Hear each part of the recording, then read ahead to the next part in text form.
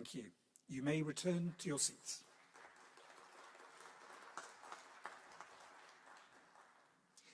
We will now move on to new announcements reinforcing alliance strike capabilities.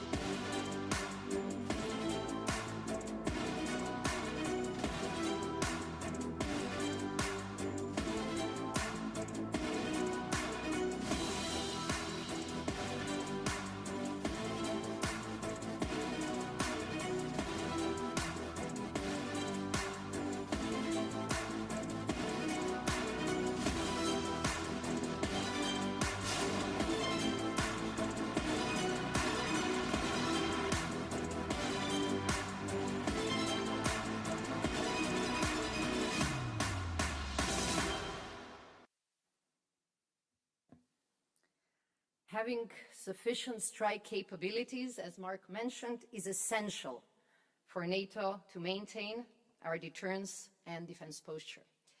Allies are working on a number of multinational initiatives to develop cost-effective and innovative solutions to meet existing but also future operational requirements.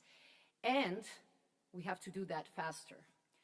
So one such initiative is the ground-based precision strike project, where 6 allies have come together to develop and deliver low-cost cruise and ballistic missiles at scale.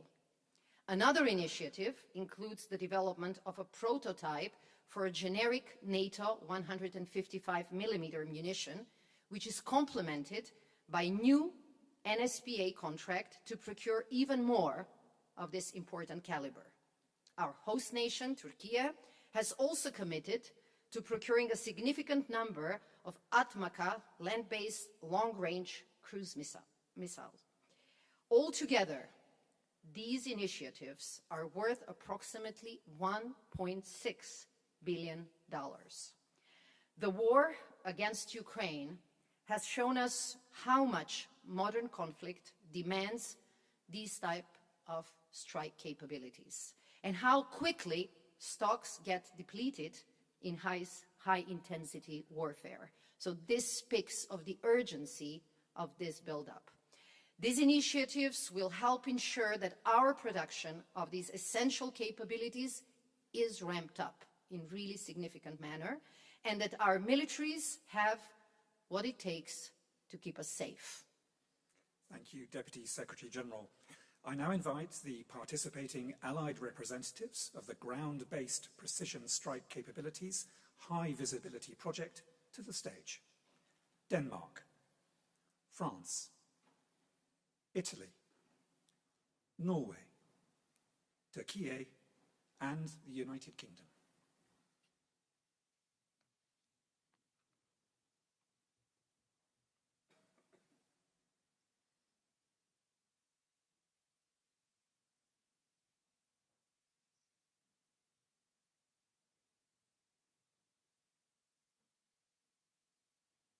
Thank you. I invite Denmark, Norway, and Turkey to remain on the stage.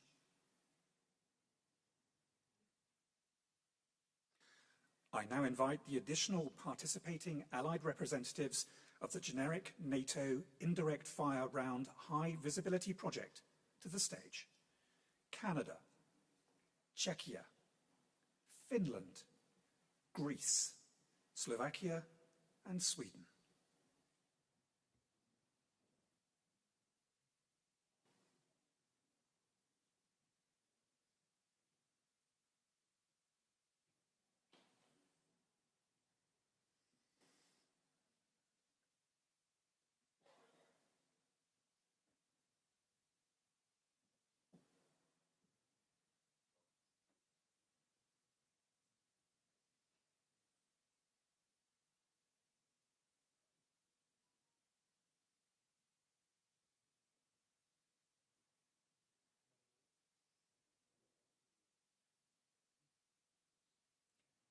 Thank you very much. I would invite Turquía to remain on the stage.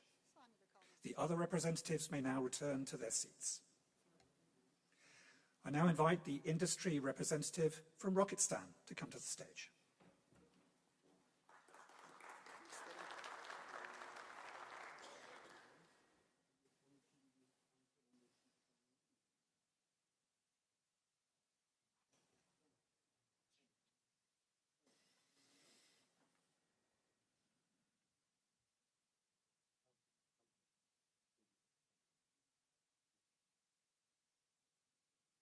Thank you very much. You may now return to your seats.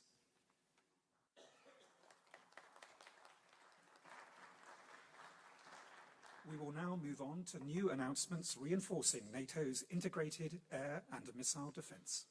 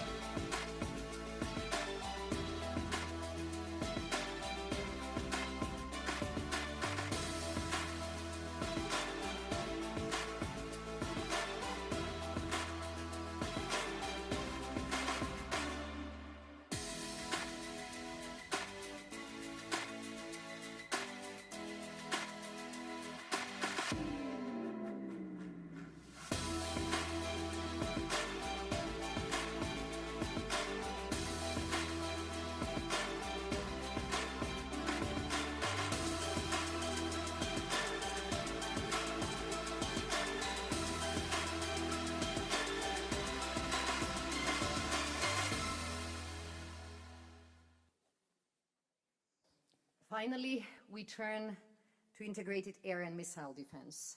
NATO's integrated air and missile defense is our first line of defense. And we have witnessed in the course of the last months repeated airspace violations by Russian drones and Russian aircraft. And NATO has successfully intercepted ballistic missiles launched from Iran against our ally Turkey. So the bottom line is, in order to keep all of us safe, we need more of these capabilities. We need many more. We need interceptors, sensors, command and control capabilities. And to do this faster and better, integrating the newest technologies into the capabilities, we must do them together by pooling all our resources. This is what allies are doing. This is what we are seeing here today. On the screen, you will see the scope and value of these initiatives. These include multinational efforts to enhance our air defense capabilities against lower-level air threats and to acquire passive air surveillance capabilities, allowing us to rapidly procure off-the-shelf solutions that we know work well. We are taking concrete steps to modernize also our command and control systems and adding more capabilities for ballistic missile defense. The NATO Support and Procurement Agency has acquired a large number of Patriot PAC-2 missiles in the last 3 years, and it is in the process of acquiring more in the near future. We also see allies doing more together. The Netherlands and Belgium are signing a memorandum of understanding for initiating joint procurement of several essential air defense systems. And Turkey is investing deeply in its remarkable defense industry for the production of a range of air defense systems. Our companies themselves are also stepping up to deliver on demand. Rheinmetall Italia is announcing investments which will enable it to double the production capacity. And it will be done in a production plant in Rome that works on air defense capabilities and ammunition. All of these announcements are impressive. All of them are crucial, and all of them are urgent. And this is all necessary to keep our skies safe and to keep our deterrence and defense credible. Thank you, Deputy Secretary-General. I now invite the participating Allied representatives of the High Visibility Project on Air Defence Capabilities against lower-level air threats to the stage. Belgium, Denmark, Finland, Greece, Romania, Sweden, and Turkey.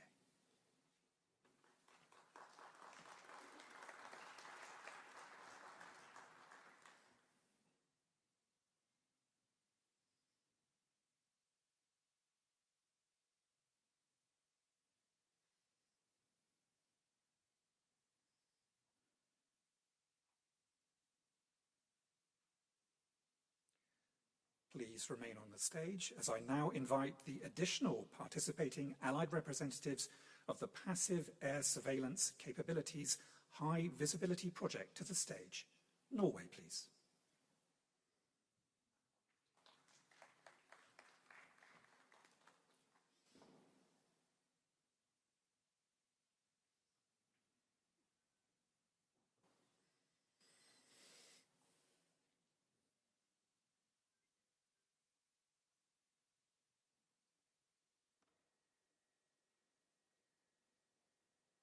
Thank you. I would like to invite Belgium and Turkey to remain on the stage. The other representatives may return to their seats. For the new joint procurement initiative of the Netherlands and Belgium and the Turkish investments in IAMD, highlighted by the DSG, I would now like to invite Allied representatives from the Netherlands and Turkey to join Belgium on the stage, as well as industry representatives from Aselsan and Roketsan.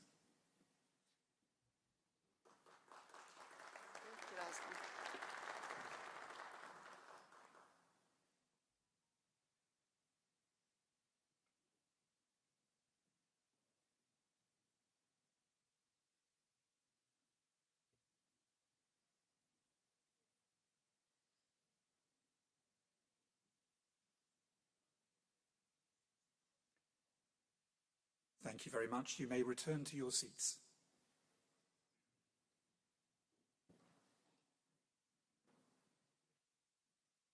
Deputy Secretary-General.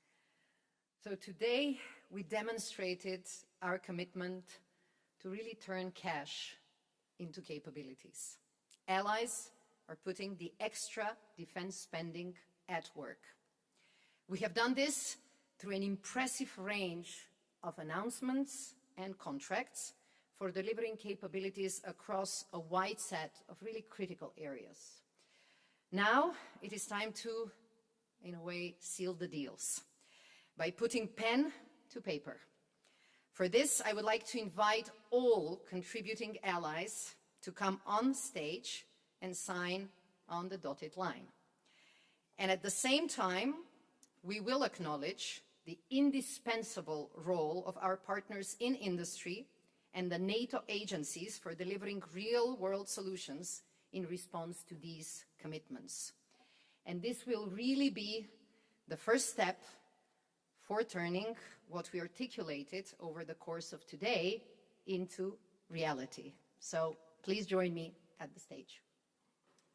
I now invite all allies signing one of the initiatives highlighted today to come to the stage. You will find your flag at your seat, as well as the documents you have agreed to sign today. So to the stage, please.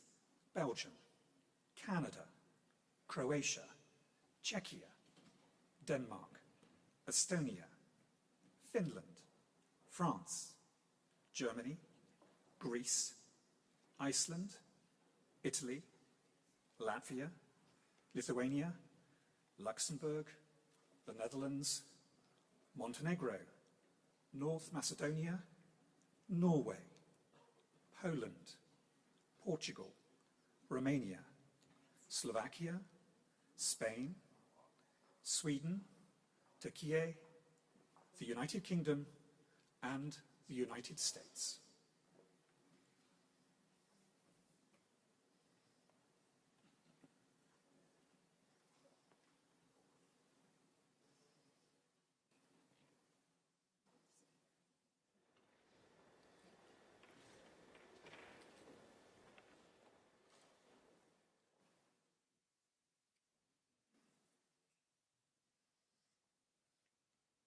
Thank you all. You may now sign the documents in front of you.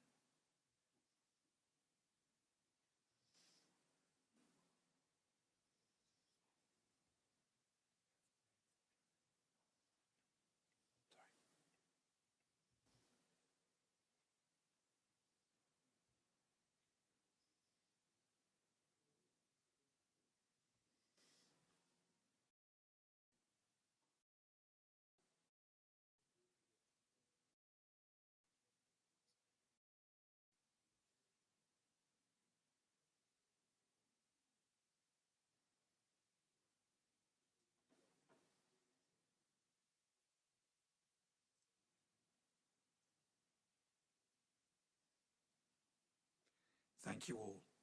I now invite our signatories to the stairs, together with the NATO's Deputy Secretary General at the centre of the stage for a group photo, please.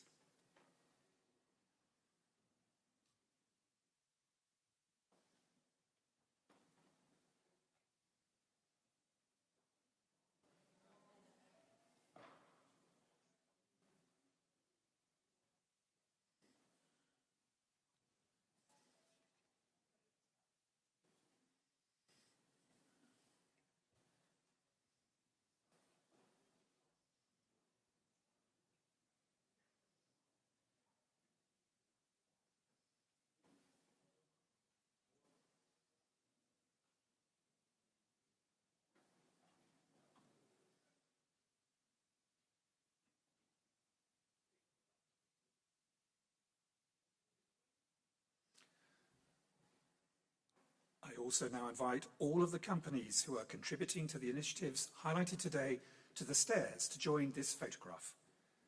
Accenture, Airbus, Anduril, Aselsan, Athea SAS, Boeing, Diehl, General Dynamics Land Systems, Isar Aerospace, Kongsberg, Lockheed Martin, MLS, Northrop Grumman, Palantir Technologies, Patria, PGZ, Raytheon, Rheinmetall, Rocketsam, Saab, Shield AI, STM, Tubitak, as well as the general managers of the NATO Support and Procurement Agency and the NATO Communications and Information Agency. To the stage, please.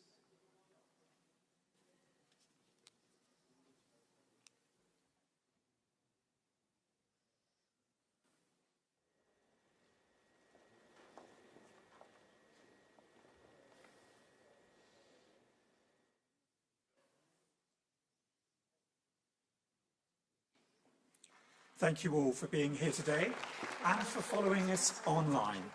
This concludes this segment of our announcements ceremony, and thank you to the Deputy Secretary General.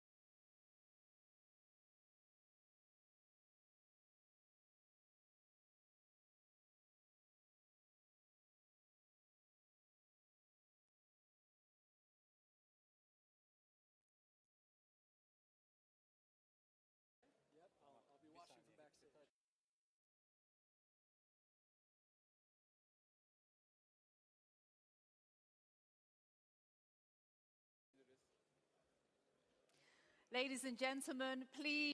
Hanımefendiler ve beyefendiler, lütfen yerinize oturabilir misiniz? Etkinliğimiz başlamak üzere. Teşekkür ediyoruz.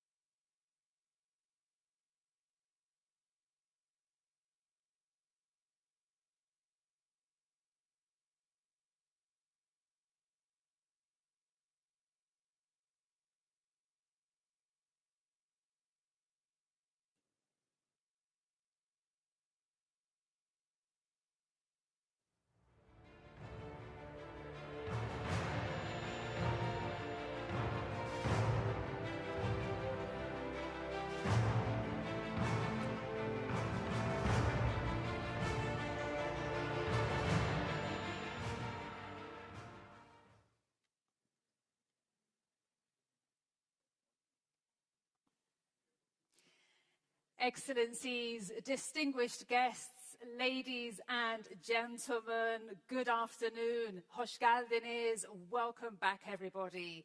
Welcome back.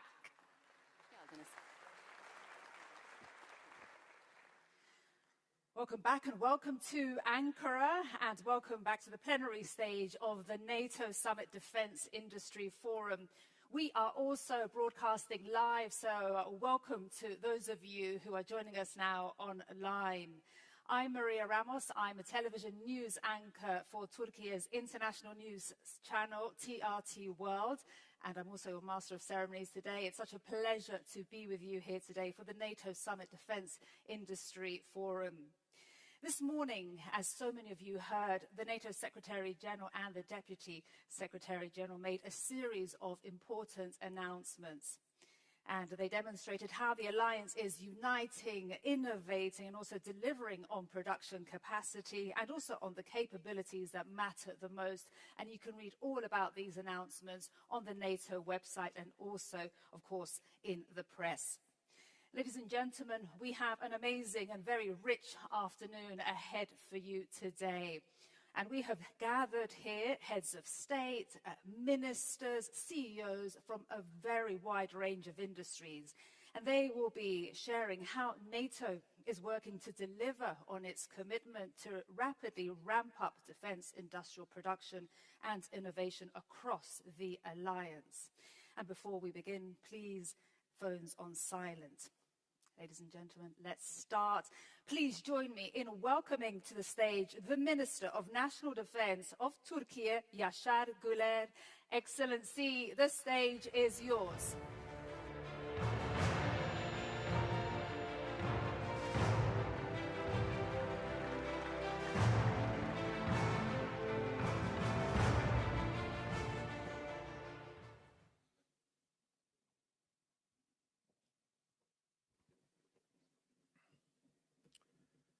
Sayın Cumhurbaşkanı Yardımcım, Your Excellency, Sayın Mr. Genel Vice Sekreter, President, Mr. Sayın Secretary General, Bakanlar, değerli Honorable komutanlar, Ministers, distinguished savunma commanders, sanayinin değerli esteemed temsilcileri ve representatives of defense kıymetli konuklar, industry, and dear sizleri guests, saygıyla I selamlıyorum. greet you all with utmost respect.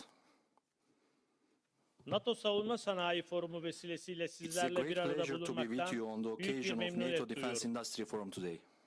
Sayın Cumhurbaşkanı Your Yardımcım, Excellency, saygıdeğer Mr. Vice konuklar, President, esteemed NATO guests, zirvesi kapsamında at this düzenlenen bu forum held forumda as part of the NATO Summit, ittifakımızın gelecekteki we are addressing caydırıcılık one of the most ve critical savunma areas mimarisini that şekillendirecek will shape the en future kritik deterrence and alanlardan defense birini, architecture of our yani alliance. savunma Our sanayi defense industrial kapasitemizi, capacity üretim gücümüzü production ve power, yenilikçi and kabiliyetlerimizi our ele innovative alıyoruz. capabilities.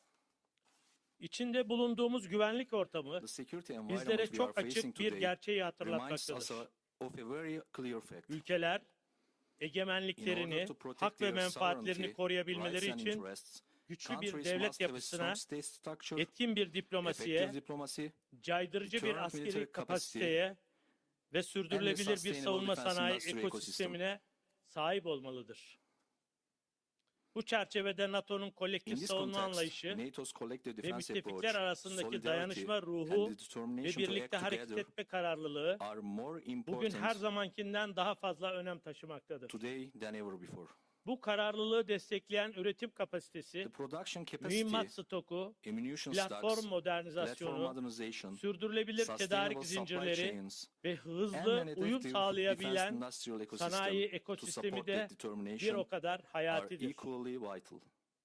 Nitekim Indeed, Ukrayna'daki savaş, the modern war in harp Ukraine ortamında mühimmat has shown tedariki how hızının, decisive the pace of insansız ammunition sistemlerin, supply, hava ve unmanned füze systems, savunmasının, air and missile elektronik defense, harbin ve electronic hızlı warfare, inovasyonun and rapid ne innovation kadar are in belirleyici modern olduğunu warfare. göstermiştir. Son dönemde Hürmüz Boğazı ve çevresinde yaşanan gelişmeler Recent ise developments around the Strait of ulaştırma Hormuz hatları have once güvenliğiyle again demonstrated tedarik that zinciri the yönetiminin security of lines of artık savunma communication and planlamasının supply ayrılmaz chain bir management parçası are olduğunu now bir an kez integral daha part ortaya of koymuştur. defense planning. Bu nedenle artık hepimiz için temel soru şudur: Therefore, the fundamental question for all of us taahhütlerimizi is ne kadar how hızlı, quickly can we turn gerçek our kabiliyetiyle commitments into ve real kabiliyete capabilities? dönüştürebiliyoruz? Ankara zirvesinin ana hedeflerinden biri This is de precisely one of the main müttefiklerin savunma objectives of the Ankara yatırımındaki Summit. artışlarını göstermeleri, Allies demonstrating the yeni increase in yetenek their defense hedeflerine investments, ulaşmaları, meeting new üretim capability targets, kapasitelerini büyütmeleri expanding production ve capacity, daha güçlü, and building a daha stronger, yenilikçi, more daha innovative, dayanıklı and bir more resilient transatlantik savunma transatlantic sanayi defense industrial tabanını base. inşa etmeleridir. Bu bilinçle hareket eden Türkiye, With this mindset, savunma Turkey has sanayindeki brought yerli its ve milli domestic and üretim national industrial kapasitesini, production capacity mühendislik and engineering altyapısını infrastructure küresel ölçekte to a dikkat level çeken that attracts bir seviyeye attention globally. ulaştırmıştır. Bugün kara, deniz ve hava Today, we platformlarından possess significant insansız capabilities sistemlere, across a wide spectrum elektronik from harp land, kabiliyetlerinden naval, hava and savunma air çözümlerine platforms kadar to unmanned systems, geniş bir electronic alanda warfare capabilities, önemli and yetkinliklere air defense sahibiz. solutions. Nitekim tersanelerimizde onlarca Indeed, askeri gemi dozens of eş military zamanlı olarak vessels are inşa being edilmektedir. built simultaneously in Türkiye, our shipyards. deniz platformları üretiminde sadece Turkey has kendi a level of ihtiyaçlarını naval platform karşılayan değil, production capacity aynı which zamanda meets her own müttefiklerine requirements and ve also ortaklarına contributes da to allies katkı and sunabilen partners. ölçekte bir kapasiteye sahiptir. Kara gücümüzün modernizasyonu kapsamında Regarding the Altay modernization of our land ana forces, muharebe the serial tankımızın seri production phase üretim of our safhası, Altay main battle zırhlı tank kara is araçları a alanında concrete ulaştığımız demonstration of the technological teknolojik and ve industrial endüstriyel level seviyenin somut we have reached in göstergeleridir. armored land systems. Kaan programı, In the hava air harekat domain, alanında the Türkiye'nin Kaan yüksek program shows teknolojiye that dayalı Turkey has entered a muharip new hava league in platformları developing high geliştirme technology combat air kapasitesinde platforms. yeni bir lige çıktığını göstermektedir. Mühimmat üretimi de ittifak için en kritik Ammunition başlıklardan production is birisidir. also one of the most critical Son issues for yıllarda the alliance. 155 milimetrelik mühimmat We üretim have rapidly kapasitemizi increased our çok hızlı 155 biçimde mm artırdık ammunition production ve bu alanda capacity somut in recent years sonuç üreten müttefiklerden birisi and olduk. became an ally delivering concrete results in this Roketsan'ın field. yeni üretim ve Through entegrasyon Roketsan's new production yatırımlarıyla and integration füze investments, ve mühimmat üretim we are kapasitelerimizi significantly expanding our önemli missile ölçüde and munitions büyütüyoruz. production capacity. Aselsan ve Havelsan gibi The şirketlerimizin investments radar, of our companies such as elektronik harp, Aselsan and Havelsan haberleşme, in radar, komuta kontrol, electronic warfare, yazılım, communications, simülasyon command and ve control, yapay zeka software, destekli sistemler simulation, alanındaki and yatırımları artificial ise intelligence-enabled systems savunma sanayi are kapasitemizi advancing our yalnızca defense industrial nicelik olarak capacity değil, both in nitelik scale olarak da ileri and taşımaktadır. quality.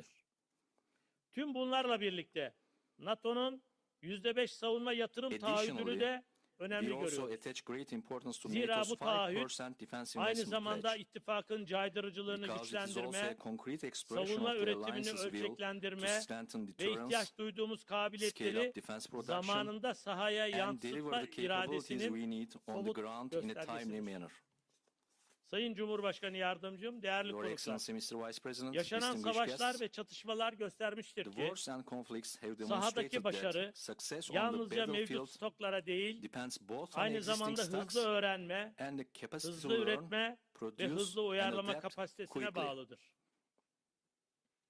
Drone teknolojilerinden elektronik harbe, From drone technologies mühimmat to electronic üretiminden warfare, yazılım from güncellemelerine kadar ammunition birçok production to alanda software updates, askerler, the shorter the mühendisler, distance between the girişimciler troops, ve karar vericiler engineers, arasındaki mesafe entrepreneurs, and kısaldıkça decision makers is, cephedeki the etkinlik de greater bir o the kadar effectiveness on the artmaktadır. battlefield becomes.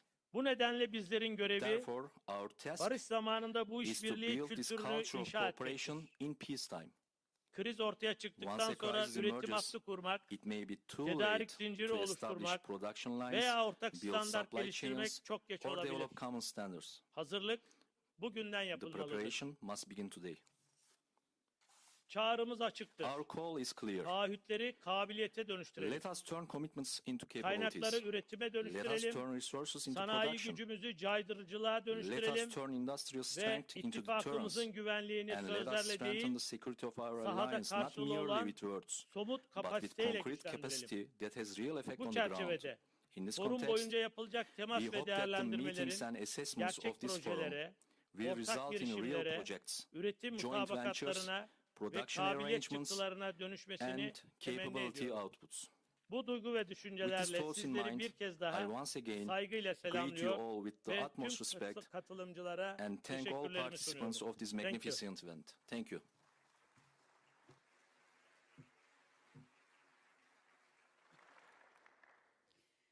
Çok teşekkür ederim, Minister Yaşar Güler. Thank you very much indeed for your comments there. Thank you so much. All right, ladies and gentlemen, we continue. Please join me now in giving a very warm welcome to the NATO Secretary General, Mark Rutte. The stage is yours, Secretary General.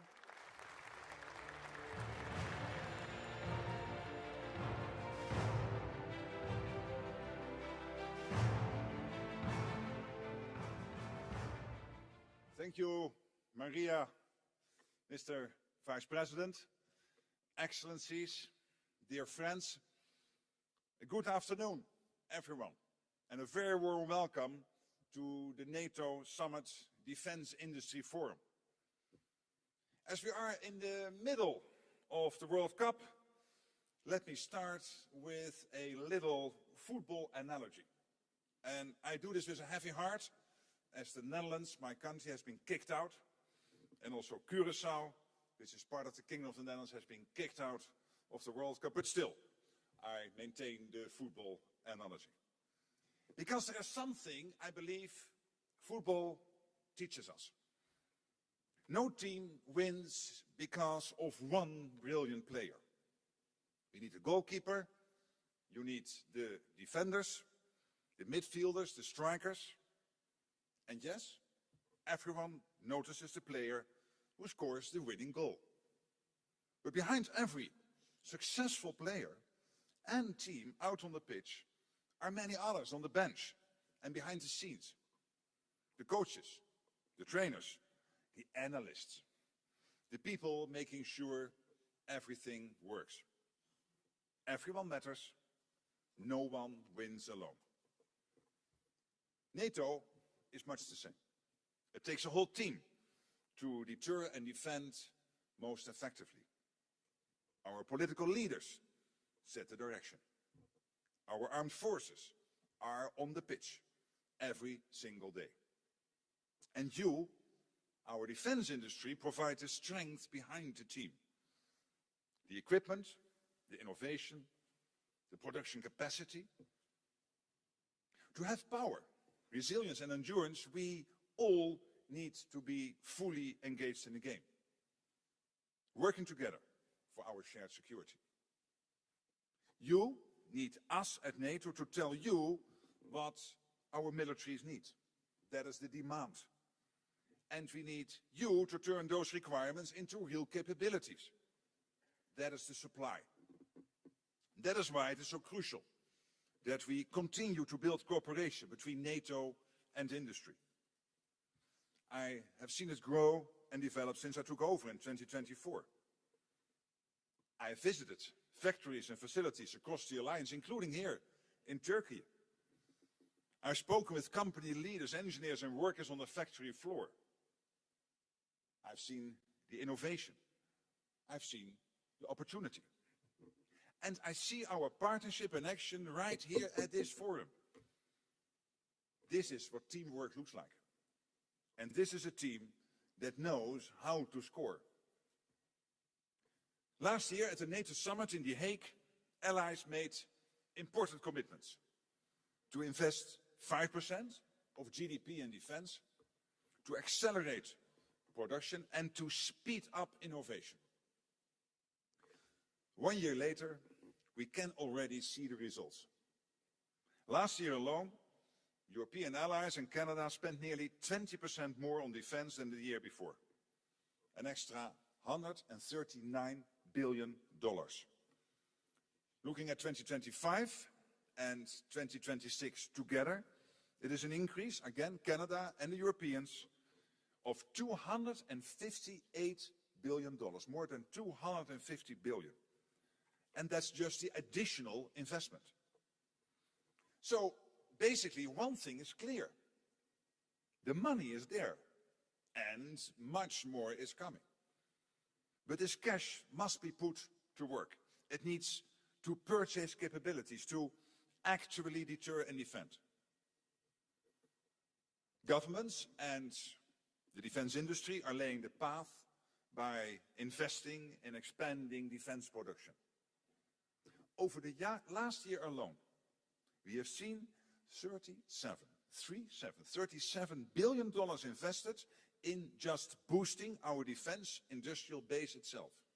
Again, think about this number, 37 billion to boost our defense industrial base. So larger factories, new production lines, more capacity.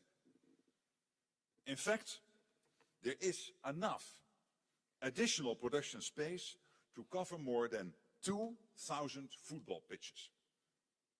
And just this morning at the forum, substantial new contracts were signed and more big announcements were made. Altogether worth tens of billions of dollars and growing. That means more air defense systems and strike capabilities, more satellite communications, more ammunition, more drones and counter-drone systems, and increased resilience and preparedness. According to our projections, by next year, the alliance will have the capacity to produce around 4 million artillery shells annually. Almost twice as many as last year. That's scale. So yes, we have made real progress. We are moving in the right direction. The strategy is clear. But the match is far from over. And to win it, we need all team members to pull their weight. Do more, faster, together. We don't have the luxury of time.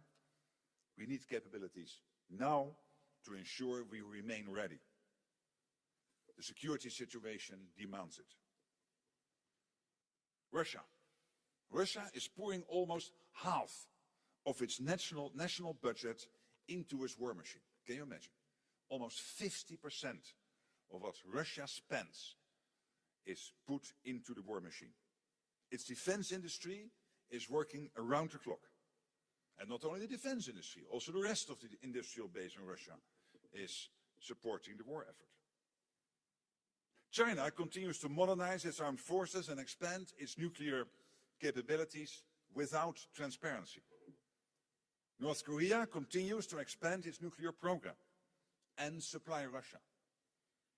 And while recent US action has significantly degraded Iran's nuclear and ballistic missile programs, we must remain vigilant. These countries are increasingly working together. And that should concern us all. Because I assure you, they do not have our best interests in mind. So that's what we are up against. That's the reality we face. To meet the challenge, we need a transatlantic defense industrial revolution. The hum of machinery must become a roar. Now, that sounds dramatic, but it can be done. Governments have their role to play. They must continue placing long-term orders and signing contracts. Today is an excellent example of that kind of contracts we need to put on the table. More of that, please. We need a bonfire of red tape in our procurement and in our cross-border regulation. Both government and industry must continue investing in production capacity. Governments must also create the conditions for industry to expand and cooperate. Factories need reliable energy, electricity and fuel. They need secure supply chains. And above all, they need skilled people. Engineers, technicians, innovators. At the same time, industry across all of the nations represented here must be ready to take more risk. The demand is there and you know it. We are being much more open about what we need. At the summit, we are releasing publicly for the first time a consolidated demand signal outlining our requirements. We will help ensure you know the demands and understand it. And you also know the market is growing. Allies will continue to invest in defense. This is not an anomaly, this is a trend. Lastly, no single nation and no single industry can power an industrial revolution alone. But the good news is that we don't have to, because we have NATO. We combine the assets, the technologies and the industries of 32 countries across Europe and North America. That's incredibly powerful. We have an unequal pool of talent, creativity and expertise out there. And many are right here in this room today. And we are even stronger when we work together with our partners. With Ukraine, of course, which continues to innovate at incredible speed. It now boasts an unparalleled drone ecosystem. And we are creating opportunities for more industrial cooperation and co-production with Ukraine. We must seize this opportunity. We are also building industrial cooperation with the European Union and countries in the Indo-Pacific. I've seen the Japanese defense minister and others here in this room today. Welcome. Because when we combine our efforts, we produce more, we innovate faster, and we strengthen all our security. So today, we are on the cusp of the transatlantic defense industrial revolution. I'm asking you to take a leap and show our people that we are ready and capable to protect them anywhere at any time. And show Russia and all those watching today that the transatlantic defense industrial base is mobilizing with purpose. Not in anger, but for our collective security. So let me finish where I started. Winning teams prepare. They train, they invest, they build trust, and they keep improving. That's exactly what we must continue to do. The partnership between NATO and industry is the winning one. So now, let's deliver even more, even faster, and together. Thank you. Thank you so much. Thank you. Thank you. All right, we continue. Thank you so much, Secretary General Mark Rutte, and thank you for that analogy also with regards to football, very important. All right, for our next keynote, it's a pleasure, ladies and gentlemen, to welcome to the stage the Vice President of Turkey, Cevdet Yilmaz. Excellency, the floor is yours. Welcome to you.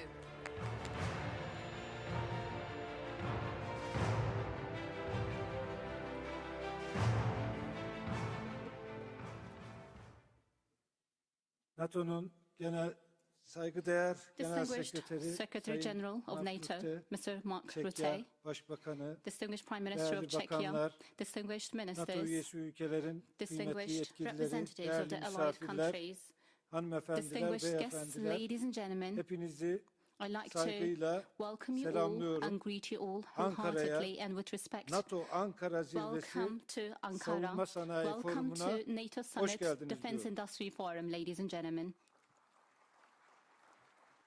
Bildiğiniz gibi bundan 22 As you sene know, önce 22 years ago, İstanbul'da NATO'ya ev we sahipliği hosted yapmıştık. the NATO Summit Bugün in Istanbul. Türkiye'de back then. savunma sanayinin kalbi konumunda today, olan We başkentimiz have been gathered Ankara'da together in the capital city sizleri of bir Ankara, kez which is daha considered to be the misafir heart of the etmekten defense industry ve in Turkey. ittifakımızın So bu we are önemli absolutely delighted toplantısını to have you gerçekleştiriyor in olmaktan Ankara in this büyük very bir memnuniyet important duyuyoruz. summit of our alliance. Bugün Ladies and müttefik ve gentlemen, ortak ülkeler olarak As the hepimizi etkileyen alliance itself küresel and gelişmeleri allied countries, değerlendirecek, we have been up against some ortaya important çıkan global developments. yeni We will have the fırsatları chance ve to zorlukları evaluate and assess ve all bunlara these yönelik developments in atabileceğimiz addition to the adımları challenges and tests that we are istişare up edecek against. We are going to discuss imkanı how bulacağız. and what kind of steps we are Değerli going to konuklar, take all together bugünkü to forumda combat those ve challenges. yarınki Ladies and zirvede gentlemen, ittifakımız in this forum yeni today bir döneme and in the leaders adım atmaktadır. summit tomorrow, we are going to see NATO that the 3.0 alliance olarak is da taking a new adlandırılan step bu yeni into dönemde NATO ittifak içinde 3.0. külfetin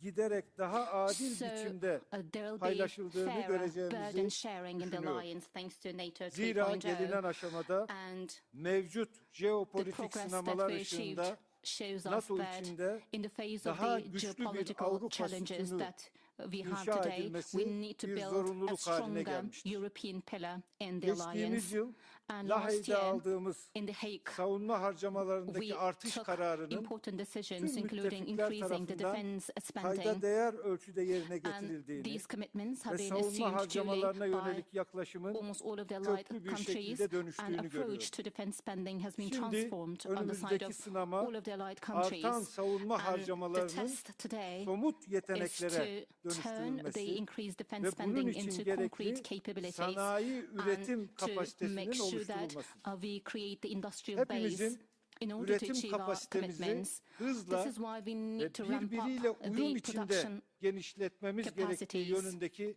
tespitlere in katılıyorum. harmony with each Bu other. bağlamda In this respect, Sayın let me Rutte'nin sıklıkla kullandığı also Texas'tan Ankara'ya ifadesi the son derece statement from anlamlıdır.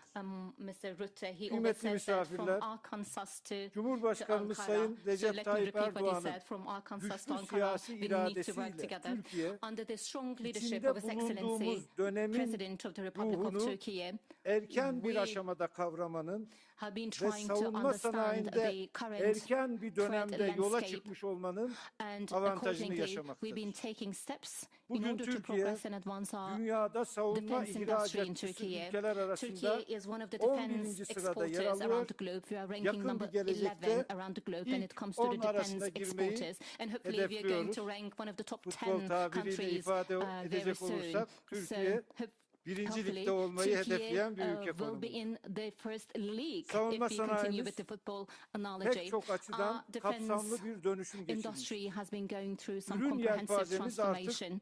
hava, Our kara, production mix deniz, include air, siber ve land, uzay alanlarının maritime, cyber hepsini and space kapsamaktadır. areas. All of them are Bu included in our çabalarımız portfolio. sonucunda As a result Türk of our Silahlı extensive Kuvvetlerimizin envanterinin capabilities, yerlilik oranı the %80'i aşmıştır. localization rate of the Turkish Bununla armed birlikte forces is more than Türkiye, 80% nowadays. müttefik ülkeler için de And for the güvenilir allied bir countries, tedarik kaynağı Turkey is being a proje source ortağı of haline supply, gelmiştir. reliable supply, and a Savunma source ve of havacılık reliable project ihracatımız making. son bir yıllık dönemde And our 11 defense milyar doları aşmıştır. investments increased by İhracatımızın yarıdan fazlası 11 billion NATO dollars. müttefiklerimize ve And our Avrupa Birliği exportation, üyesi more than ülkelere half of our exportation goes to the gerçekleştirilmiştir. NATO allied countries and the European Türkiye Union bugün countries. tüm dünyanın And takdirini kazanmış Turkey has been İHA receiving ve lots of SİHA'larıyla praise because of its elektronik harp UAVs and sisteminden combat UAVs savaş today, gemilerine, from electronic warfare 5. to nesil combat savaş uçağından fighters, from derin fifth generation taarruz yeteneklerine kadar combat jet her alanda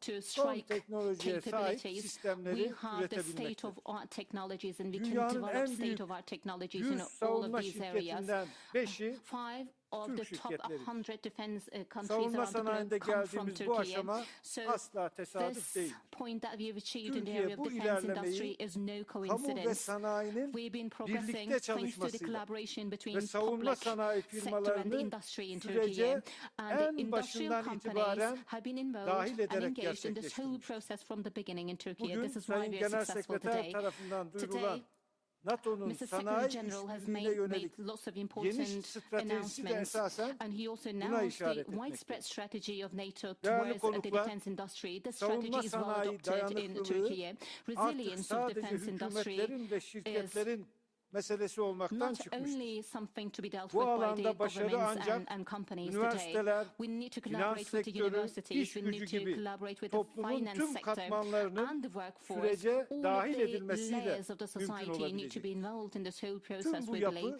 And her şeyden önce and this whole insan structure gücüne dayanmaktadır. depends on Bugün Türkiye'nin power, savunma sanayi iş gücünün manpower, ortalama yaşı and 34'tür. the average age of the Mühendislerimizin workforce in yarısını defense ise industry is 34 kadınlar, years in genç Turkey, kızlar and half of the oluşturmaktadır. engineers are young Bu da women bize şunu in söylüyor, Turkey, which gelecek bizim. tells us something. It tells Genç that iş gücümüz. we own the future thanks to the young workforce that we have in Turkey.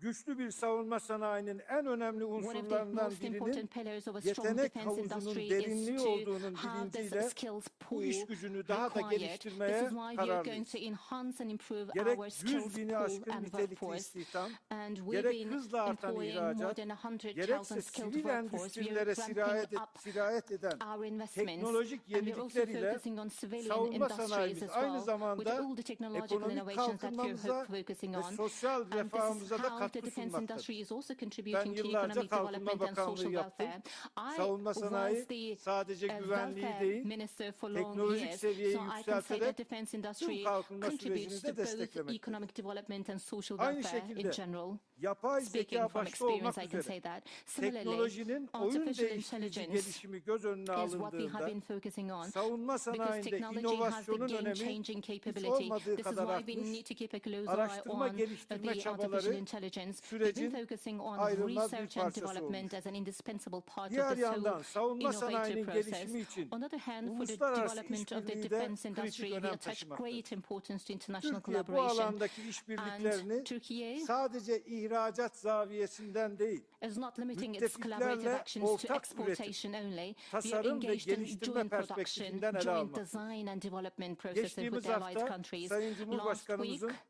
müttefik His parlamenterlere açıkça Excellency, ifade ettiği President of the üzere Republic of savunma Turkey, sanayi ticareti explained to ve the işbirliğinin allied önündeki engelleri parliamentarians that hep we birlikte need to remove the kaldırmalıyız. barriers to Müttefikler collaboration in the area of arasında defense savunma industry. alanındaki ticari and kısıtlamaları Trade ve restrictions in the area yaptırımları of defense mutlaka between the allied hep birlikte countries should be ortadan lifted kaldırmalıyız. altogether. İttifakın And askeri hazırlık düzeyini arttırmak istiyorsak, If we want to increase kolektif the military güvenliğimizi readiness of the güçlendirmek alliance, if you istiyorsak, want to bu improve the collective anlamsız defense in the yaptırımları, alliance, then kısıtlamaları we need to hep overcome birlikte all these masadan meaningless, senseless temizlemeliyiz. barriers Bu and the nedenle sanctions. hem müttefikler This is arası why ikili düzeydeki tüm kısıtlamalar All kaldırılmalı, the bilateral hem de restrictions NATO'nun between the Avrupa allied countries sütununa should be önemli lifted, katkı sağlayan and Türkiye, Turkey, which is başta contributing AB greatly to the olmak European üzere pillar of Avrupa'daki tüm NATO, savunma ve güvenlik girişimlerine should be katılabilmelidir. able to contribute to the Aksi defense and takdirde security initiatives üretim in European Union kapasitesinin and gelişimi elsewhere. yavaşlayacak, Otherwise, the ve üretim progress in the maliyetleri development artacaktır. capacity will go down and the production Daha cost will go up. dayanıklı bir Avrupa Atlantik So if güvenliği, you want to see a üretim stronger, more kapasitesini, resilient teknoloji Euro-Atlantic birikimini ve system, then operasyonel technological tecrübeyi capabilities and aynı operational stratejik hedefe experience yönlendirebilen bir güvenlik mimarisiyle should mümkün. be there in a strategic Türkiye architecture bu that we're all mimaride enrolled in. And güçlü, Turkey is a güvenilir strong, ve katkı reliable sağlayan bir ortak olarak yer almaya country hazırdır. in this Değerli architecture, katılımcılar, which is prepared to bugün contribute bu anlayış greatly to the temelinde improvement of that savunma architecture. sanayi Ladies işbirliğine and yeni gentlemen, bir with this in istikamet mind, vermek üzere yapacağımız görüşmelerin all the şimdiden hayırlı deliberations and olmasını discussions that tüm we are going ülkeler to hold için under the ve forum NATO için and yararlı during the sonuçlar summit will doğurmasını hopefully diliyorum. beneficial to the entirety of the Temaslarımızın alliance. yeni Hopefully your işbirliklerine contacts kapılar and aralayacağına meetings will canı pave the way gönülden for new inanıyorum. collaborative actions. Sabah oturumlarında Ladies yapılan and gentlemen, ve günün geri kalanında yapılacak olan görüşmelerin anlaşmaların ve the duyuruların agreements, NATO'nun announcements, caydırıcılık ve discussions that savunmasına have been taking place önemli since the katkılar morning will sağlayacağına hopefully contribute to ve the increased müttefikler deterrence arasında and defense daha capabilities on the güçlü side of sanayi NATO işbirliği için and will yollar hopefully açacağına pave the way eminim. for stronger Bu defense düşüncelerle collaboration between the allied hepinizi countries. tekrar With this in mind, let saygıyla, me sevgiyle welcome you all selamlıyor. and greet you all Ankara'ya, wholeheartedly and with respect, Türkiye'ye ladies and tekrar hoş gentlemen. geldiniz Welcome diyorum. to Ankara and welcome to Turkey once again. Çok teşekkür ederim Cevdet Yilmaz. Thank you very much indeed. Thank you. And I'm sure, ladies and gentlemen, if I may, speaking on behalf of all of us, how happy we are and grateful for Turkey's generosity and hospitality as hosts of this important event.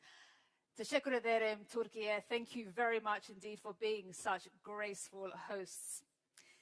Ladies and gentlemen, we move now to our panels, and we'll be starting with one entitled Navigating the Ramp Up, a Conversation with Industry. And I think it's clear to everyone in this room that industrial might and military might go hand in hand. And our conversation this afternoon is just that, navigating the ramp up, a conversation with industry. Now, this features several private sector leaders who are working to ensure our militaries are getting what they need. And for this session, we're very happy to have our moderator, who will be Jenna Ben Yehuda, Executive Vice President at the Atlantic Council. And our panelists will be Uwe Horstmann, Chief Executive Officer at Stark Defense, plus Jay Pittman, President of Lockheed Martin International, and Charles Woodburn, Group Chief Executive Officer at BAE Systems. I now invite you all to join me here on stage. Welcome to you. Jenna, hi.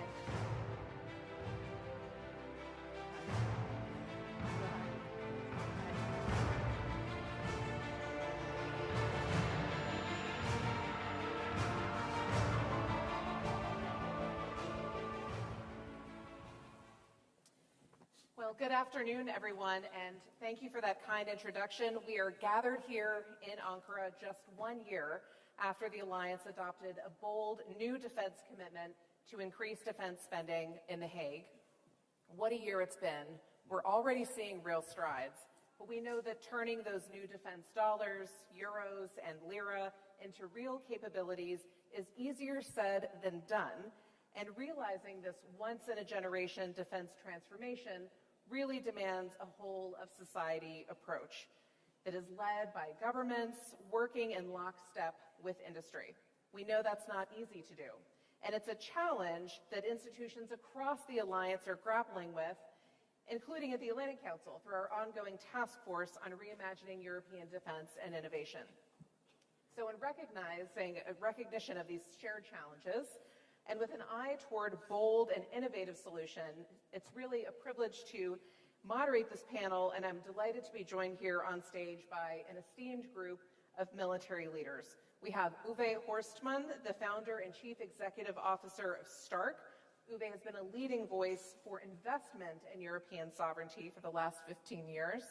Jay Pittman, the president of Lockheed Martin International.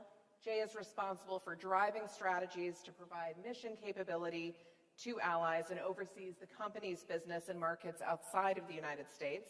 And Dr. Charles Woodburn, the Group Chief Executive Officer at BAE Systems. He's an experienced business leader with more than 28 years of experience in defense and aerospace and oil and gas industries. So we have tight time and about 3 days worth of content to get into, so I'm going to jump right in here. There's been a lot of discussion about industrial ramp-up, and we know that contracts are the obvious lever, but they're not the only one. And so as we look beyond contracting, what government or industry initiatives do you think have actually moved the needle on scaling up defense production? So what's working and what's missing? Uwe, let's start with you. Of course, yeah. Thank you. I think that's exactly the right question, right? Because that is probably also what gets us from an abundance of money available, as the Secretary General just said. There's more to come. How do we translate that into actual capabilities? Because just price increases is probably not the right way.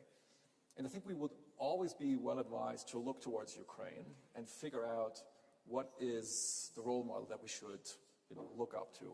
And for me, that is really building an innovation ecosystem, getting that innovation ecosystem going. It's much more that than just this one single capability that we maybe hope for is going to solve all of our issues. So diving deeper into that, I think that's also where I look to when trying to answer your question. Two things. A, I think we need to continue on the path to design for mass production. When we have people come to our facilities, we had production experts there the other day, and they said like, wow, this looks like a washing machine factory. And I'm not sure if they tried to insult us, but actually we wear it as a badge of honor, because if you get your production for an unmanned mass-scale weapon system at the complexity of a washing machine, you're probably going in the right way. So I think we should continue with our procurement to not forget, but really strengthen that part of the industry. There's other parts, if I pick out a second one, where I think I would describe myself as a paranoid optimist. So I think we're moving that direction, but we probably could always go faster. I think specifically in my part, in my component of the capabilities, again, unmanned, mass producible, software defined, we can still work a lot on certification. Certification itself, of course, is a massively important step for us. What do I mean by that? Concretely, I think we need more testing facilities, certification facilities in Europe. We can probably condense the procurement with the testing and the certification even further. And we probably should also look more into how certification in one country can also be absorbed by another country. So those are a few things where I would say we're following the blueprint of Ukraine, which is not one single wonder weapon, but the ecosystem organization is the wonder weapon, of course, combined with industrial production output. And I think we follow that path, generally, that's the right way to go.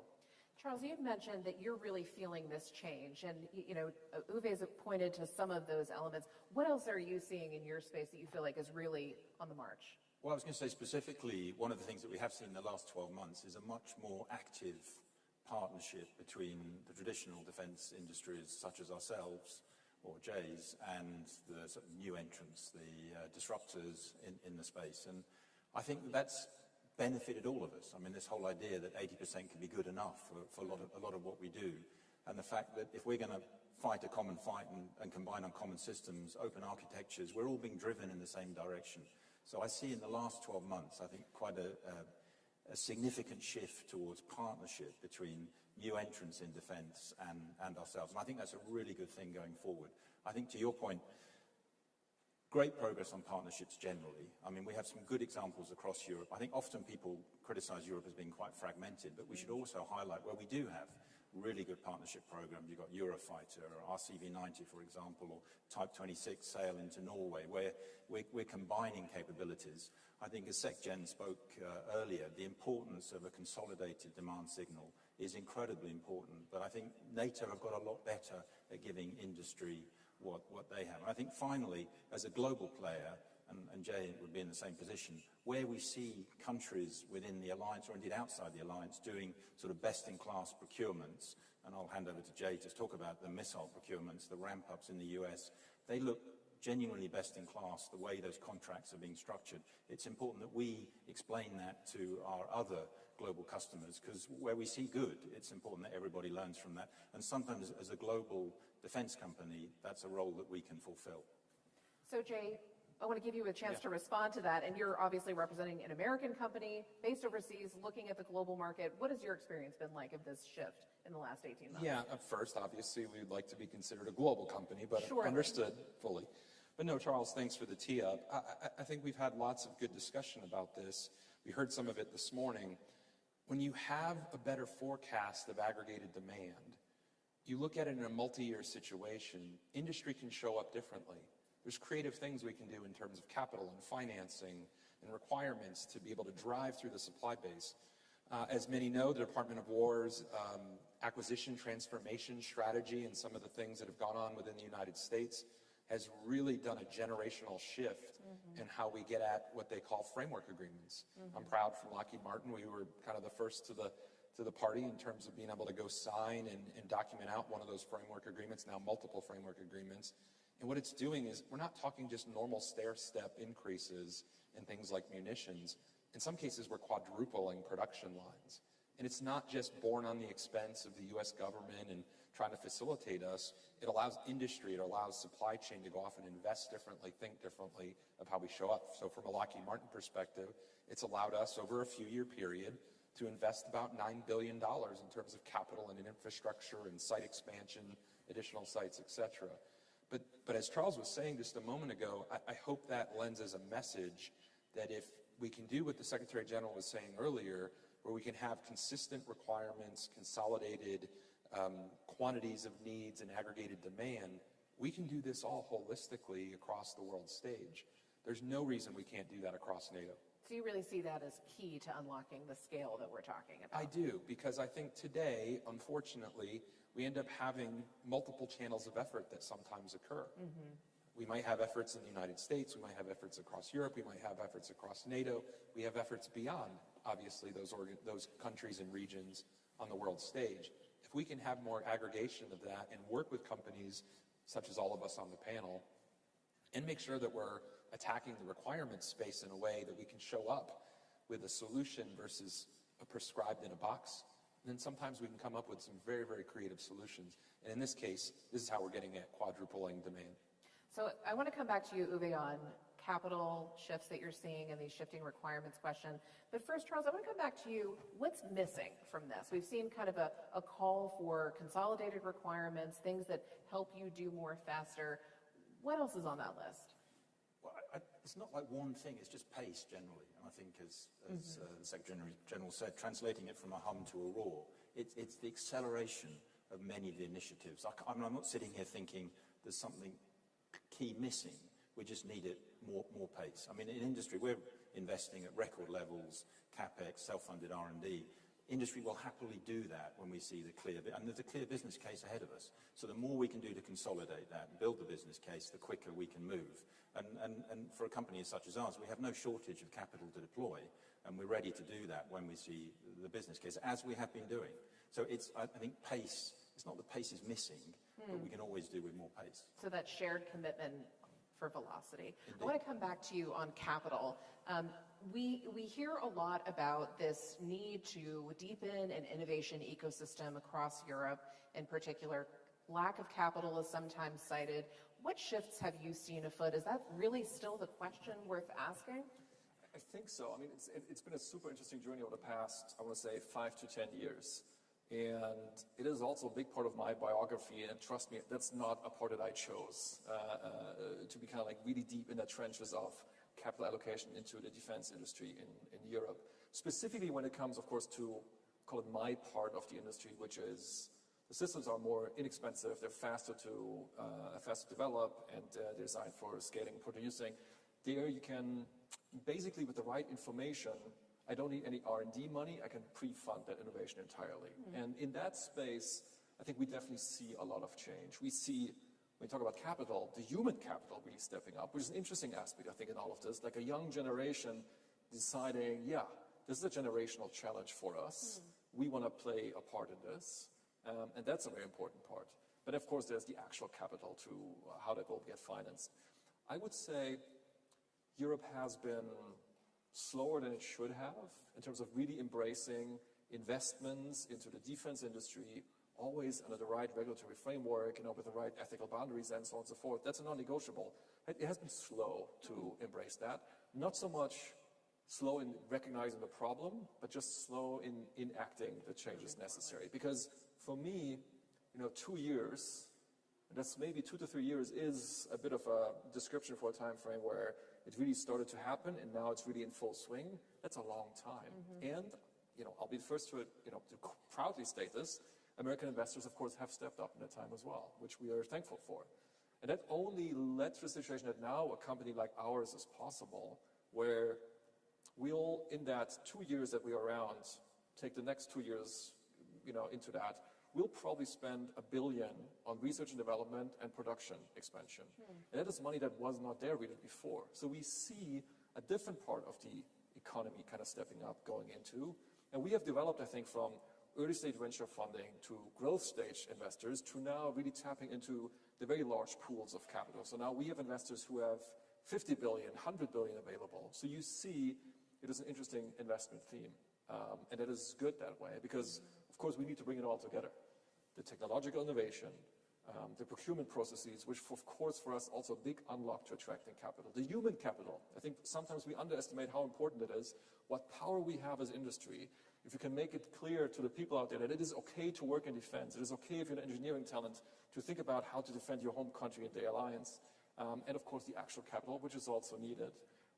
And which also to a certain degree, at least in my part of the whole stack of military systems, can replace taxpayers' money, but can really replace also the R&D funding. So Jay, I want to turn to you. You're at a different part of this spectrum within the space. You're a larger established company, one of these major primes that we're often talking about. This push for velocity, this push for rapid fulfillment of really delivering quickly, how have you experienced those shifts, and how are you approaching some of that need to be able to respond to those requirements and reduce that time to decision? Yeah, at first start by saying, you know, I hope everybody still thinks of Lockheed Martin as an incredibly innovative and forward-leaning company. We have things like our Skunk Works organization in Palmdale that have, for generations, established some of the cream of the crop of advanced technologies and capabilities. So the way that I look at it is, this is a great opportunity, just like this panel, for all of us to work collaboratively across the industry. There's requirements that we're all attacking that we need to get at faster than ever before. So how do we leverage the best expertise of all of us on the world stage across NATO to be able to get at these problems? So from our side, I think it continues to be more opportunities to partner, more opportunities to collaborate together. We invest heavily in venture, our own LM Ventures in terms of investing in emerging capabilities and has technology. That accelerated It those has. kinds of partnerships It has. recently? We've not only accelerated in the amount of companies we're dealing with, but also the funds that we're putting into those companies as well, for the pure reason of where can we do this 1 + 1 = 3 opportunity in terms of being able to accelerate with velocity some of the development. So we are not too proud to say that it doesn't have to be invented here from a Lockheed Martin standpoint. How do we get at it from, I think, that speed and velocity? So I think it shows up in all life cycle phases, though. I think we often think of like velocity in terms of development. To me, it's velocity in terms of everything. It's velocity in terms of development for all the reasons we just said. It's velocity in terms of production.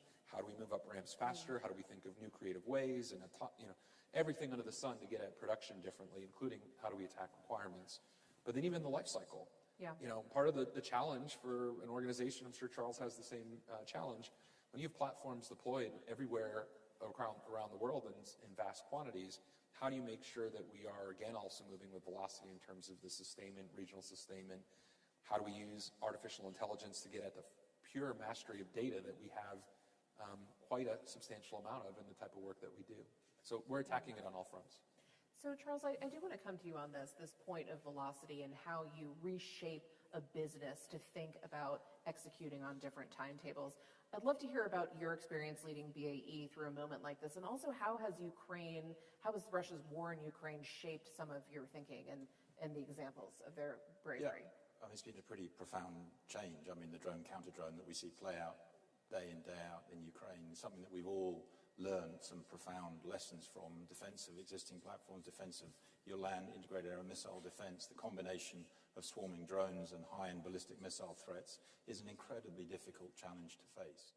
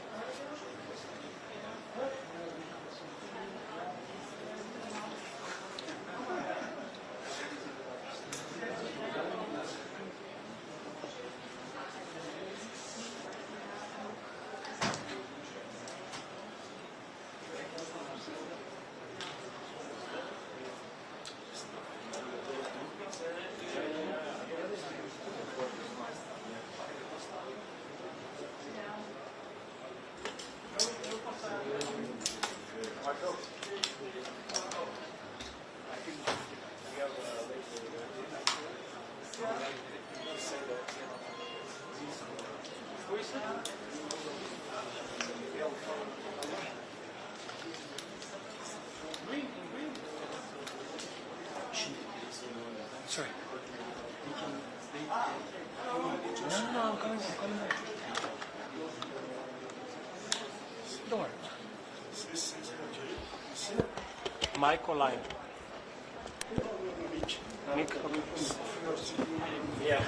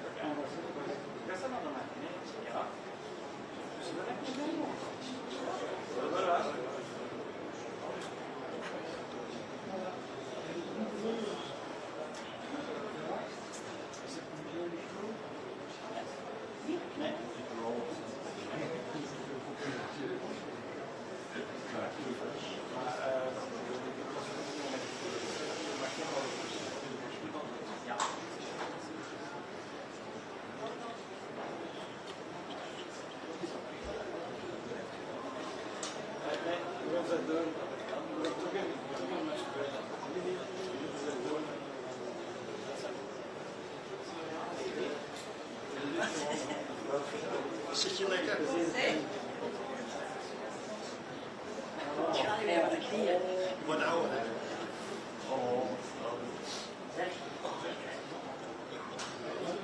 Slechts gewoon dood, jongen. Wat heb je gedaan? Heb je geen gevonden?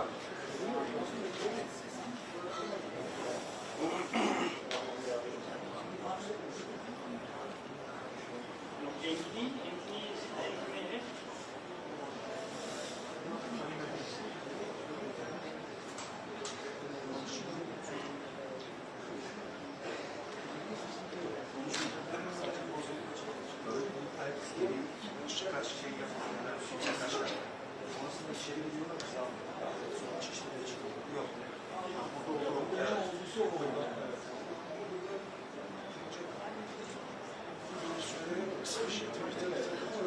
Başta mı sonunda mı? Başta.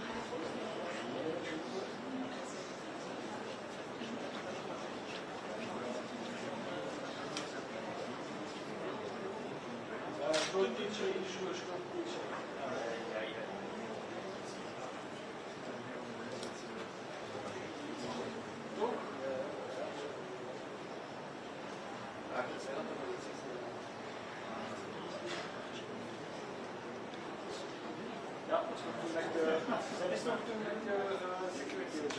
Belgische maar dat is dat professionele fotografie. Ja, die niet normaal. En dat is de enigste wat ik niet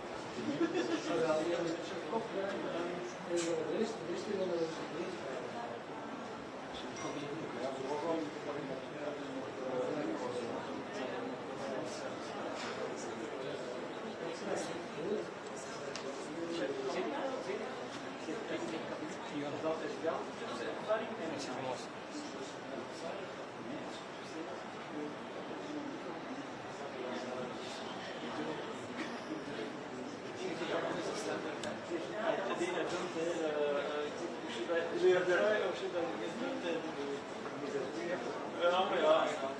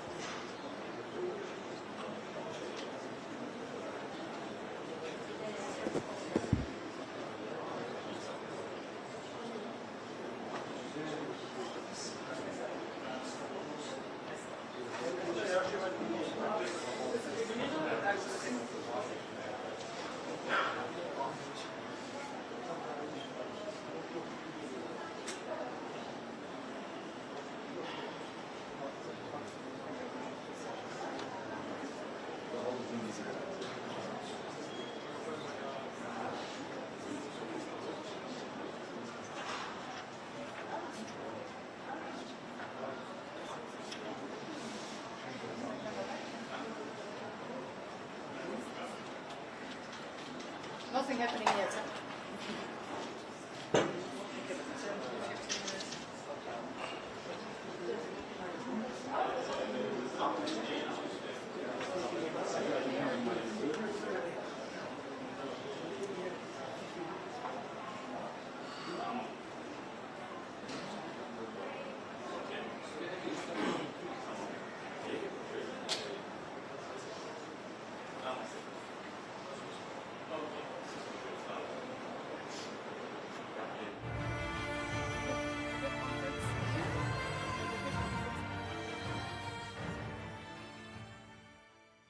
Best. I think the podium is yours now. Thank you very much indeed. Thank you so much. Thank you for invitation. Thank you. Thank you so much.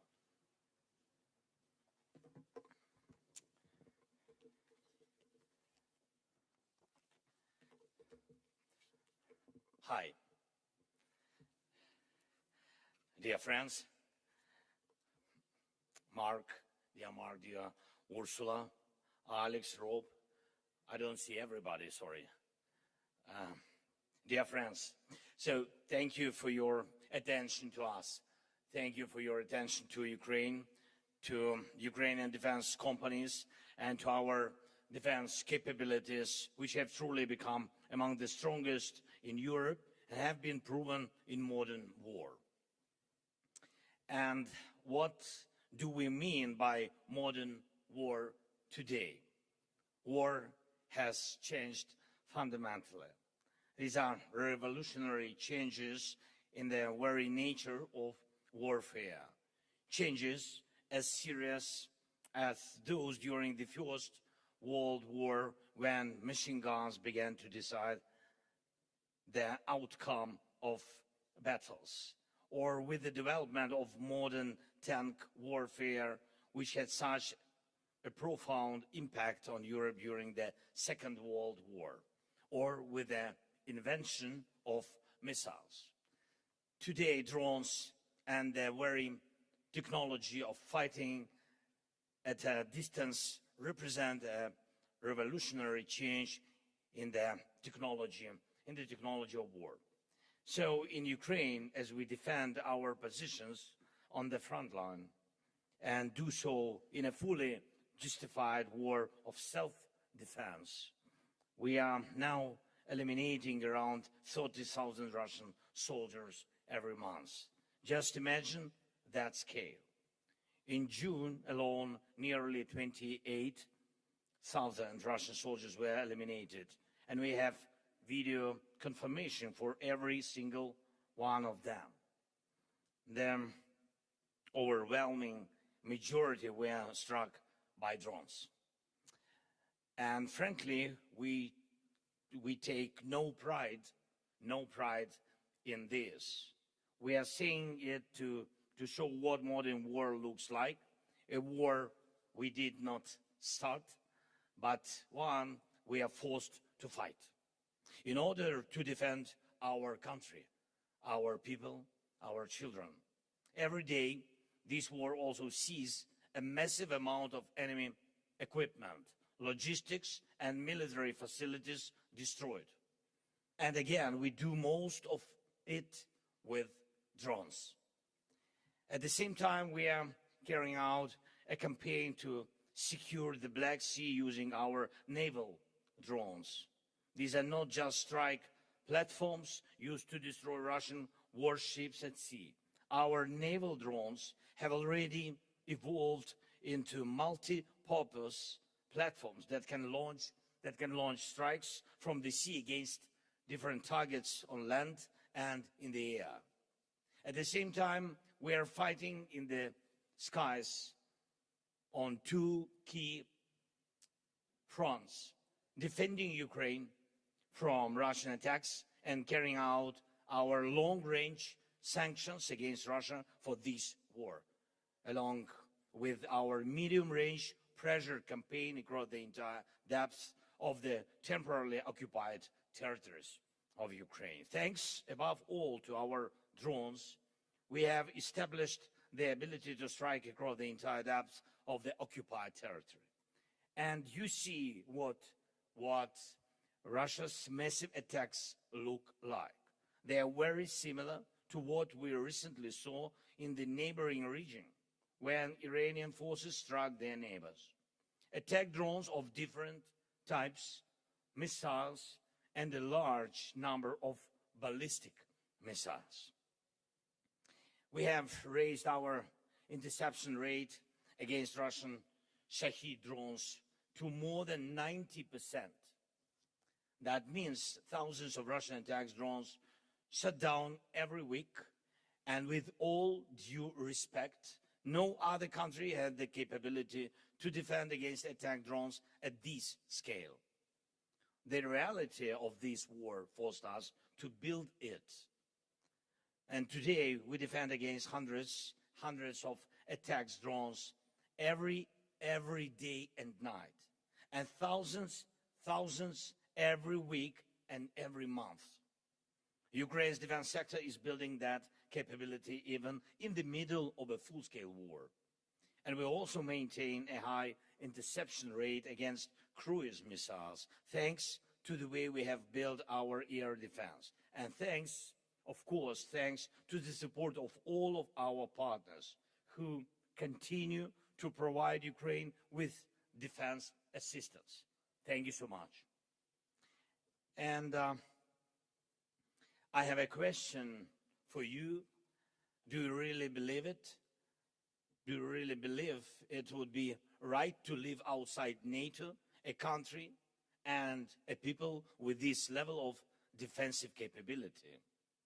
If we already have these capabilities, if Ukrainians already know how to fight like this, then it does make sense for these capabilities to become a part of the alliance's collective defense.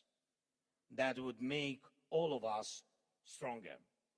And we already see each other as reliable partners, and it would be only natural to become a part of one common security community. The fact is that we will remain next to the source of the problem, Russia, for a long time.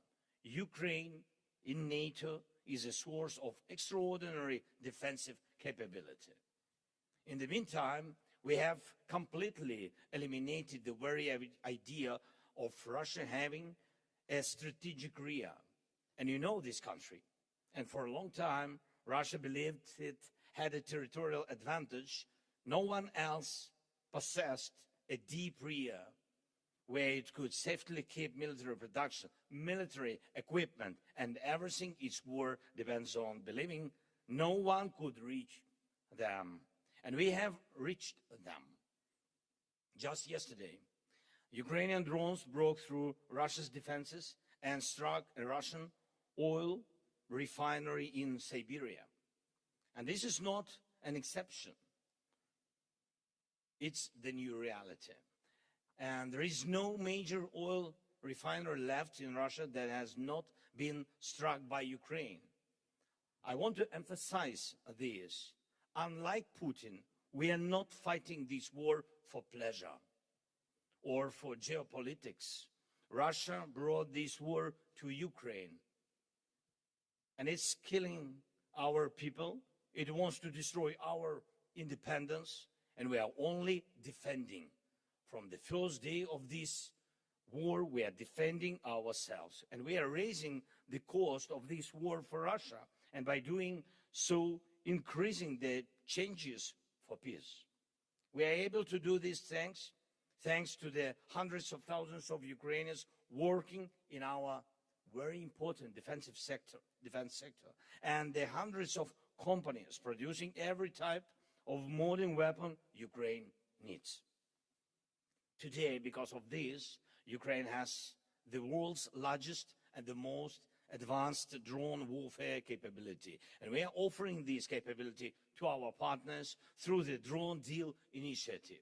I'm grateful to everyone who has already joined this initiative and to those who are joining it. Drone Deal Initiative, it's not only about buying drones, but also about co-production, fast-track access to the means of protection of critical infrastructure, air defense, and of course, security cooperation. And I also want to thank every leader, every country, and every company cooperating with Ukraine in the defense sector. The European Union, Turkey, NATO countries, as well as countries such as Azerbaijan and the Gulf states and other friends are already our strong partners. And I hope our cooperation will provide our nations with reliable protection against threats. The one thing we still need to do here in Europe is build a strong defense against Russia's ballistic missiles. This is a big challenge, it's true. This is Russia's last major advantage. And as well, and as we have seen from the wars in the Middle East and the Gulf, this is an issue of global importance. And I believe Europe urgently needs its own capability to produce anti-ballistic systems and the missiles they require. We all value the Patriot system. It's an excellent system, and there are others as well, but today's wars have shown that current Patriot production is not enough to meet the growing demand for protection against ballistic missiles. That is a fact. And we must respond to that fact. Those who defend life need more Patriots. We have also discussed Patriot production licenses with our American partners, and I ask you to support our efforts to make this happen. And one final point. As I said, Europe needs its own effective anti-ballistic systems and missiles. And this work is already underway. And I urge all of you and all our partners to give it the attention it deserves. And this cannot wait until 2030 or beyond. Europe needs affordable, mass-produced anti-ballistic systems as soon as possible. in fact, today. And I'm sure you agree with me, this is not about maximizing profits for governments or for industry, and it's about providing the strongest possible protection, first of all, protections for hundreds of millions of Europeans. And that protection is needed today, not years from now. We work on developing the anti-ballistic coalition, and I hope it will deliver real, strong results. While this war continues, please help us get more air defense missiles. This is our top priority right now. We are capable of doing everything else ourselves. But when it comes to air defense, we need our partners' determination. Please, let more determination and more decisions for air defense be one of the key outcomes of this NATO summit in Ankara. And I encourage all of you and all our NATO partners to work closely with us, with Ukraine, to develop modern defense capabilities and protection against every type of drone threat. Thank you. Thanks to everyone who is helping us, helping protect lives. And I cannot finish without my appreciation of the position of the leaders of the countries who have clearly stated Ukraine belongs in NATO because NATO with Ukraine is the alliance for the future. The alliance of today must be up to the challenges of the modern world. With Ukraine, with the strength of our defense industry, and most importantly, the resilience and experience of our people. And I'm proud of our people, and I'm proud of Ukraine. Thanks, friends, again for invitation. Slava Ukraini!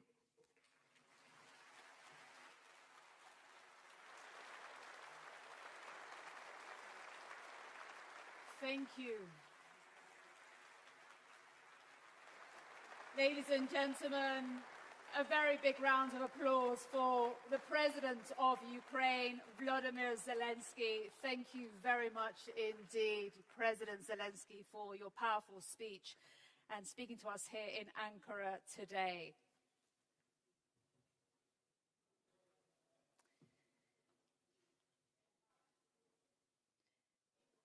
Ladies and gentlemen, we will prepare now for our next session. And in today's world, defense, industrial preparedness, that depends on a range of factors, and not every lever rests in the hands of military decision makers. Our next panel is entitled People, Plans and Products, a whole of society approach to industrial preparedness. And this will give us a sense of this complexity and how different institutions have a role to play and play their part. And for that, I'm very pleased to announce our next moderator, and that will be Anton LaGuardia, who is the diplomatic editor for The Economist, and he'll be joined by the...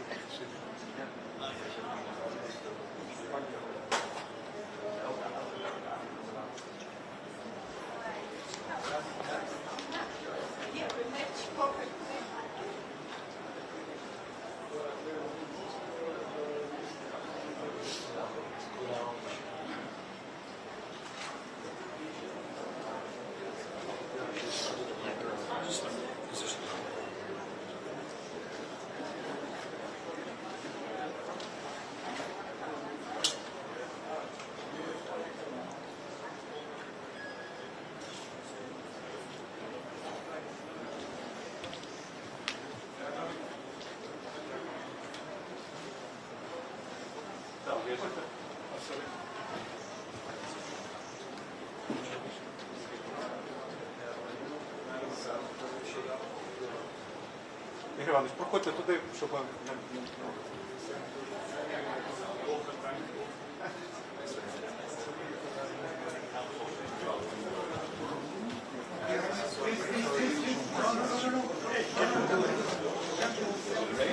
Good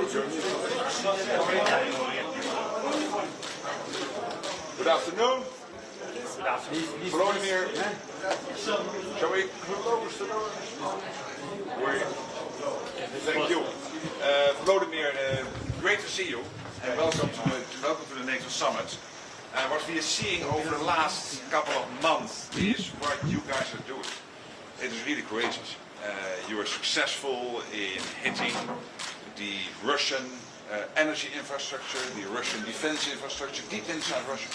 As you said in your speech, Putin is willing to sacrifice up to 30, some months even 35,000 of his own men being killed on the battlefield. Can you imagine the enormous losses is for families and everyone? This is what the Russian president is willing to do. But militarily, it is crucial that you have these successes. Then on the front line, I mean, only 4 or 5 months ago, you still saw the Russians making gains. And now it is much less so. You are much more successful also on the front line. I think there's one big issue we have to work on. That's air defense, air defense, air defense. Making sure your cities, your vital infrastructure is protected. And by the way, when I list all the issues Russia is facing, one of the most important ones is what you're doing to their economy. The economy is in a very bad shape in Russia. So maybe just one message. Let me repeat what I said when I visited with the ambassadors of NATO in Kiev. If you are a young man in Russia today and you contemplate to join the military, you might be one of those 30,000. This month, next month, the months after, you know that your president in Russia, Vladimir Vladimirovich Putin, is willing to sacrifice you. So think about it again before you join the military. And again, thank you for being here and being such an incredible leader and friend. Thank you so much. Thank you, dear Mark. Thank you, you personally, and thanks to President Erdogan and for the invitation to NATO Summit. Thank you for this opening forum, which is very important, Defense Industry Forum. Thank you for organization, and this is important, and I hope that our companies, not everybody, because we have hundreds of the companies, but some representatives of our sector, defense sector, will present what they do, how they do, and I think this is very important to share all this experience with partners. The second point, I agree with Mark, absolutely. We can speak about different initiatives which are important for Ukraine, Danish initiative, Czech initiative, anti-ballistic, the new initiative, but Mark is absolutely, first of all, very helpful with the Pearl program. Thank you very much. Because of this program, we can get maybe sometimes not too much, but anyway, Pak 3, Pak 2 missiles from the United States. And tomorrow we will speak about different topics with President Trump and also about this. But also what is important is today to find a way how to get as quick as possible, as much as possible, missiles for Patriot systems. This is the most important thing. We will discuss with Mark this topic. We understand who is not only Americans, by the way, from our friends, they have these possibilities. We need it very much, and this urgent topic for us. I think you saw all these attacks from Russia, each day attacks. It's true that they begin to be weak on the battlefield. Russians, and there's still a lot of soldiers, and still we have to defend our soldiers also. When we speak about defending, when we speak about air defense, we need it for civilians, but also for our army. We need them to defend them. And of course, we see that the weakness of Russia, we feel it, but it's not enough. We need more pressure, more anti-ballistic, and more sanctions on Russia. Thank you so much.